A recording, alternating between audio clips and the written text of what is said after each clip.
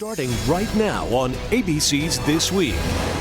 Rampage. He came back with a gun and opened fire. The moment of attack. The heroes who saved lives. This morning, we're at Fort Hood with breaking details and taking on the critical questions.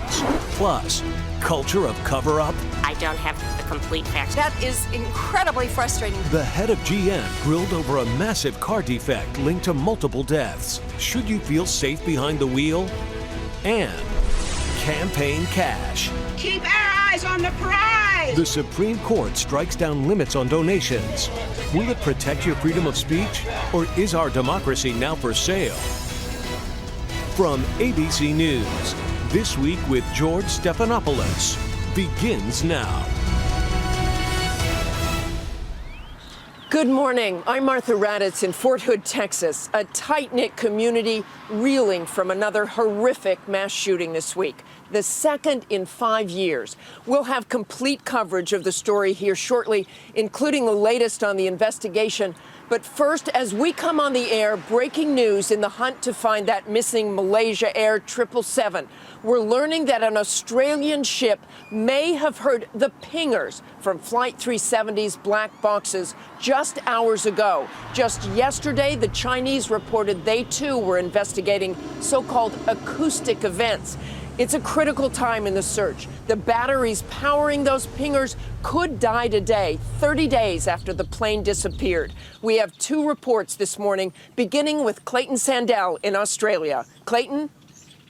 Good morning, Martha. That's right. After that Chinese Navy ship reported hearing two pulse signals that are consistent with what you would expect to hear from an airplane's black boxes, the Australians wanted to send their own ship to check it out.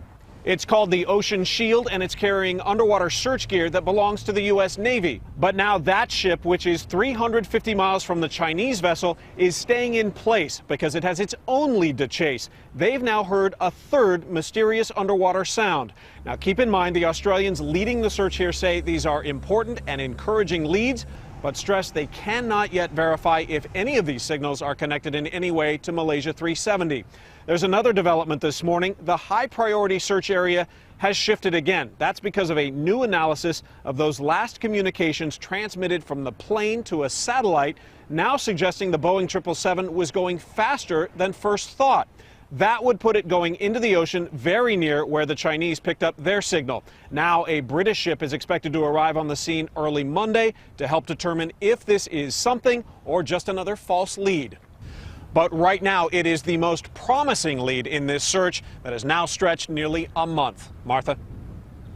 Thanks, Clayton. While investigators still have found no sign of the jet, they are learning lessons that could prevent another missing plane mystery like this one. Here's ABC's David Kerley. Dozens of flights, a flotilla of ships, hundreds of pairs of eyes, and still not one piece of debris from the Malaysian 777 has been recovered. Still, the mystery of Flight 370 is already providing lessons. The most obvious, how in 2014 can we not know where a jetliner is? And in a world where our every move seems to be tracked, we cannot let another aircraft simply disappear. So, lesson number one, keeping track of aircraft. Should we install GPS transmitters in all commercial aircraft, which would transmit to a satellite where they are every few minutes? I think this is just unacceptable. The fact that, you have GPS in a subcompact car on the highway and not on board a commercial aircraft with 300 people. A delayed FAA Next Generation Air Traffic Control System would include GPS transmissions, but this morning, the Airline Pilots Association is saying it is time now for GPS. I really do think, given the galvanizing reality that we have lost an airplane and we have no idea where it is, we really do have to retrofit the fleet. Lesson 2. What about those black boxes? This morning, the batteries in those pingers will start fading.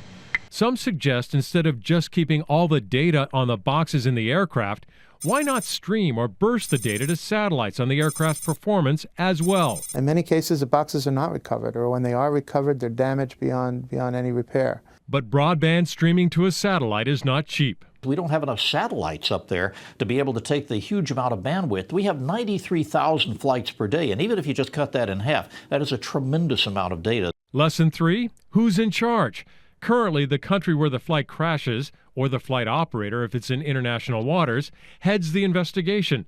But as the Malaysians have shown, with conflicting and the slow release of information, not all countries may be up to that task. Yes, it was disabled before. We cannot determine exactly what aircraft has been disabled. There's no other way of putting it. Quite frankly, they have bungled it from the beginning. So why not create an international investigative body? It's clear that we need that because the first few hours of these investigations are so critical. Finally, the fourth lesson.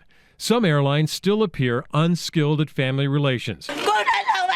Chinese relatives of those on board have wailed and protested, then learned their loved ones were lost in a text message.